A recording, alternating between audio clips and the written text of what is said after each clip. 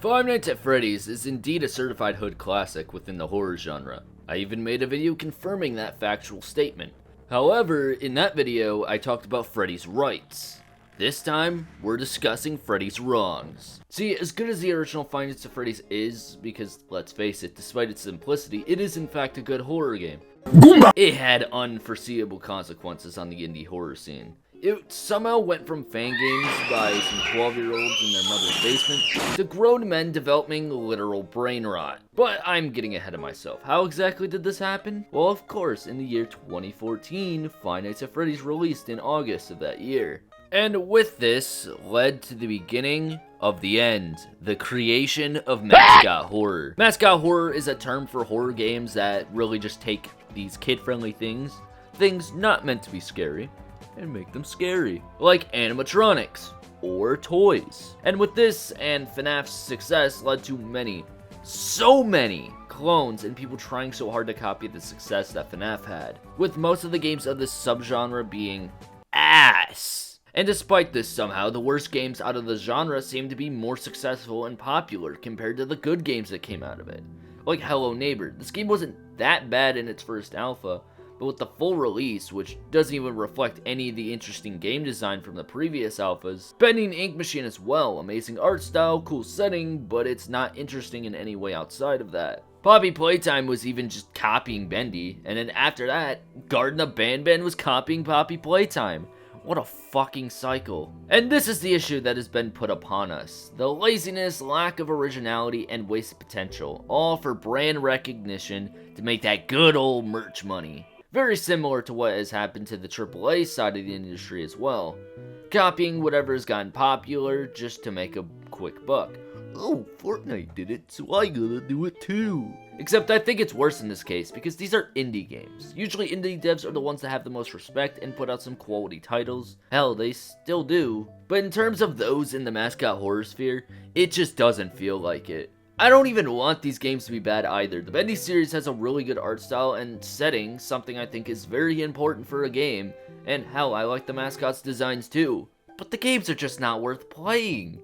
Hello Neighbor is probably one of the more interesting ones out of the mascot horror scene because its gameplay is actually different. And it does have potential even after the horrible first game's full release. The Hello Guest pre-alpha that I remember a lot of people playing showed promise, almost like they wanted it to be better. But then the second game came out and it was nothing like those alphas and it was pretty bad. Poppy Playtime setting wasn't too bad either, though the concept is still a bit boring.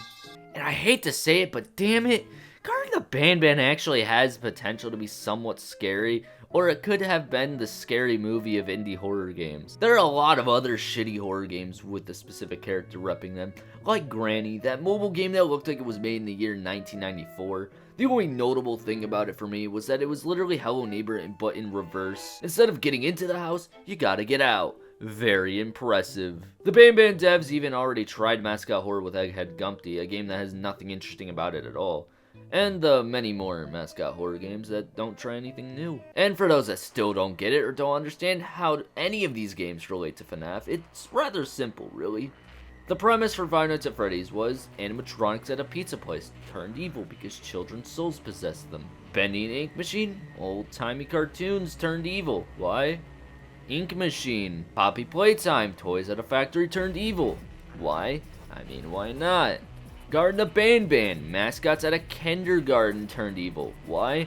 Because we need merchandise sales, dumbass. Are you seeing similarities here? Hell, Case Animatronics was so blatant about it, it literally is just FNAF, but you're a police officer. While in gameplay, they may differ from FNAF because they had to, not because they wanted to. You can only replicate the gameplay so much without copying it by literal code. They take the same elements of FNAF and just rely on that. And all of these games have the most basic gameplay, if any at all. Because really, it is just walking simulator with a few fetch quests. Now, there are some that are actually different in some ways. Baldi's Basics, for example. That's me! I wouldn't say it's very scary or, hell, even good, but it was kind of mimicking the edutainment games from the 90s, but instead of just being told you are wrong when you get an answer wrong, you get hunted down by a bald man. Hello Neighbor I will give some props to for not doing the whole shtick of mascots in my establishment gone evil. It still sucks. It was still a cash grab of a game But hey, it wasn't funny mascots going mad. Instead, it was Buzz Lightyear if he was a sex offender.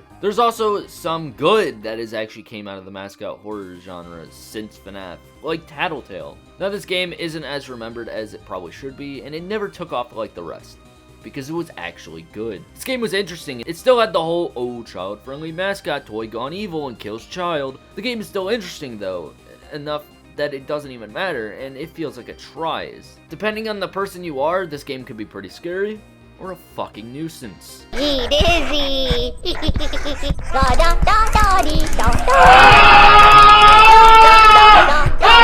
Unrelated, but I looked up mascot horror games, and for some reason Google listed Silent Hill 3. Sorry Heather, you're forced to be a mascot horror protagonist now. There is also one specific mascot horror game that I am looking forward to, and that is My Friendly Neighborhood. You probably have heard of it. If you haven't, then go look it up. It does not take from FNAF, but instead takes inspiration from the Resident Evil games, and even better is it's more of like a comedy horror game.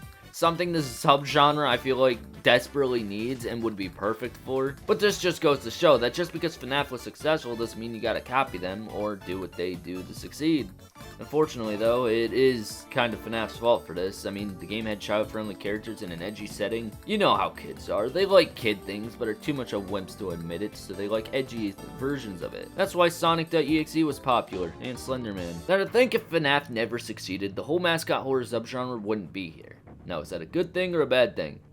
I plead the fifth. Whenever I see another new mascot horror game, I always just have the thought in my head, damn, the dumb bear did that. No matter how good FNAF was or how much you like it, Freddy did do this, let's be real. He created the mascot horror genre. If you want to argue with this fact, too bad, I don't care. Unfortunately, despite why exactly FNAF was successful, by being a good game, none of these developers seem to pay any attention to that. Granted, they are successful too, but they're not reaching the levels that Freddy is at. Come on, Freddy's getting his own movie. I mean, yeah, Poppy Playtime is too, but I don't even know what happened to that. And all they saw was how easy FNAF could be merchandised, and just did what they could to merchandise their own character. When in reality, the first and arguably second, hell, even the third FNAF game were successful because they were genuinely solid horror experiences. Oh, and Markiplier and Map.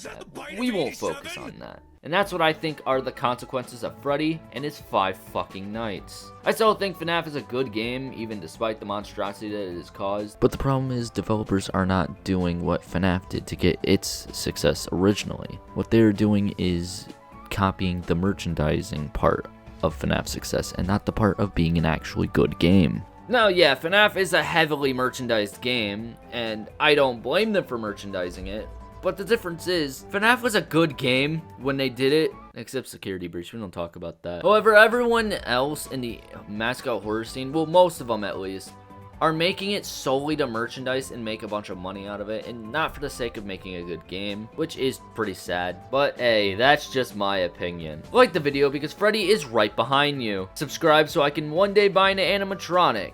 And if you enjoyed the video, good. Now goodbye.